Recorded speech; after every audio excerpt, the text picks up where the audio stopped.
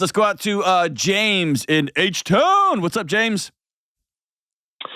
Hey, Dr. John. Thanks for taking my call. I really appreciate it. Of course, man. What's up? Hey, so first things first, go Astros. Had to get that in there. Yeah, dude, they are not going very fast right now. No, but there's a lot of games, so we're good. Spoken like a true Astro fan. Okay, there's a lot of games ahead. So what's up? Hey, so relationship question for you. I'll just get right to it and then give you a few bullet points. So how do I set boundaries with my brother-in-law who is getting a divorce from my sister that'll keep me healthy emotionally? Did he leave your sister? Is he leaving your sister? I mean, that's kind of getting, he's the one that filed, but I mean, there's always more to it, you know? So tell me the more to it. So, their relationship or what I'm calling about? Yeah, what you're calling about. Okay. So I'll give you a few bullet points. So in January, they filed for divorce. And so just kind of out of respect for them, I didn't talk to them much. I mean, there's attorneys involved and just to support my sister 100% and just out of respect. So, like I said, didn't talk with him much until last week. He sent me some texts, kind of emotionally charged, saying I had abandoned him and he didn't know what I was getting at by not talking to him and just sort of guilt tripping me a little bit. So I responded and eventually I just said, hey, let's just meet up for lunch and talk about it. Thank you for being the adult in the room. No. Well, I mean, I kind of gave in for a few texts, but eventually. I mean, that's like super Dawson's Creek, Avril Lavigne, like, you're not my friend anymore. I'm sending a mean text. And it's like, bro, we're adults, man. Just like, let's meet up. But good for you, okay? Yeah. How'd the lunch go? It was good. It was good. It was productive. I told him, hey, nothing's out of spite. I got to support my sis. You know, she's, I mean, her husband's leaving her. Dad's not really in the picture. I'm the only brother. So I just want to be there for her however I can. Was he a mature adult and hear that out? Yes. Yeah, he actually did. It's not what he wanted to hear. Yeah. But he said, hey, okay, I mean, that hurts, but I'm going to follow your lead moving forward.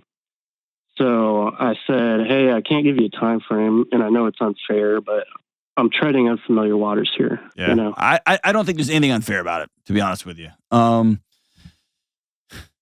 I know that marriages go two ways. Well, I know marriages go two ways. There's always two sides to a story, and sometimes the person who finally just calls it is the bad guy, right? And so he may not be the bad guy here. It may just be, who knows what's going on. But at the end of the day, you get to decide who you are in relationship with. And similar, if you had called and said, hey, this is like one of my closest friends in the world. Our families play together. We go out all the time. And I'm not going to lose my friendship just because him and my sister didn't work out. And my sister's having a bad attitude about it. I would tell you she didn't get a vote either. What you need to know is whatever you decide is going to come with a cost, and just be okay with that. And I say be okay with it. It's not like it's going to be fun, but at the end of the day, be okay with it. I know some folks who have filed for divorce, and they imagine the other side of divorce as though everything in their life is the same. They just removed the one puzzle piece that was their husband or wife, and then just replaced it with somebody who's more fun and cool and prettier and younger or whatever.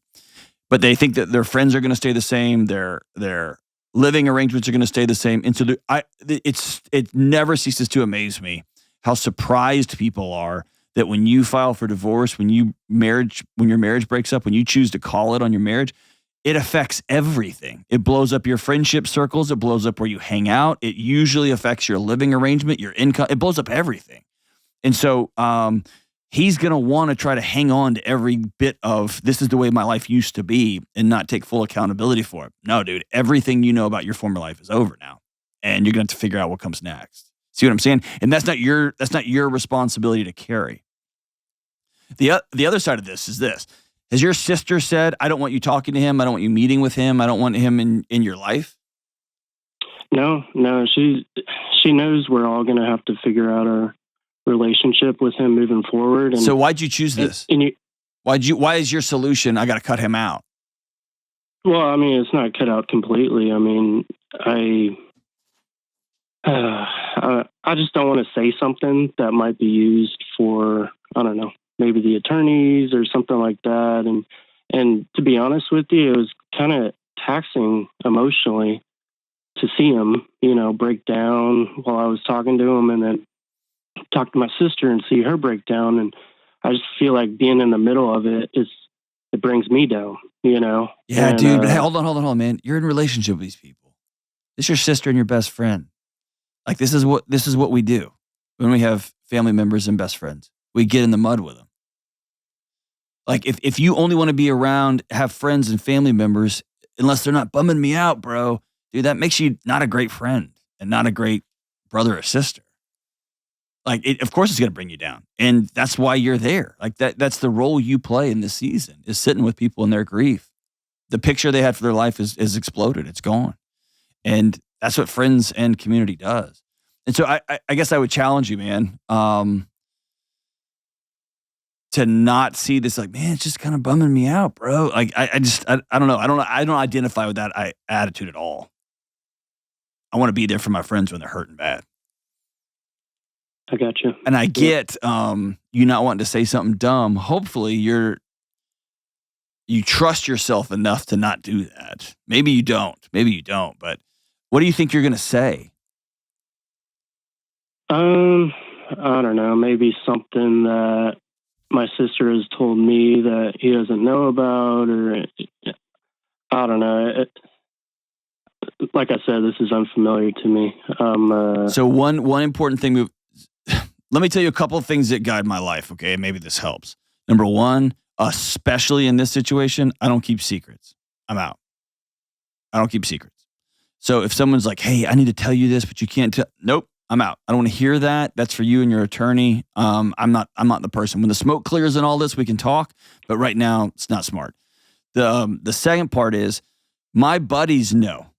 My closest friends in the world know. If they leave their wives, I'll love them. I will love them till the end of time. But their wife is welcome at my house. They can come stay with me.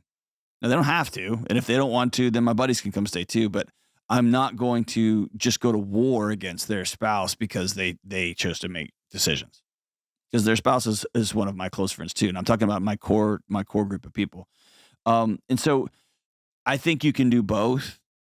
But also, I'm not worried about accidentally saying something that I shouldn't be saying. Or I'm a pretty good vault of a friend. And so I'm not worried about saying this or saying that. Like, it sounds like at the end of the day, brother, you need to be confident in your emotional maturity. And maybe this is the first big, heavy thing that you've experienced with your friends and your family. But unfortunately, dude, this is the rest of your life. Marriages are going to blow up. Your friends are going to do stupid stuff. Your friends are going to go to jail. They're going to get fired from their job. Someone's going to pass away. This is the future. And so being able to handle that in a dignified way that honors people's confidentiality, that doesn't just write people and cut people out, that doesn't just like you go hide because, man, you're making me feel bad because you're sad. Of course, that's when friends go in. That's when friends go in when the building's on fire. Phew. That was tough, man, but I want you to reconsider your role in their lives. They've been leaning on you. Y'all been together for seasons just like this. Seasons just like this.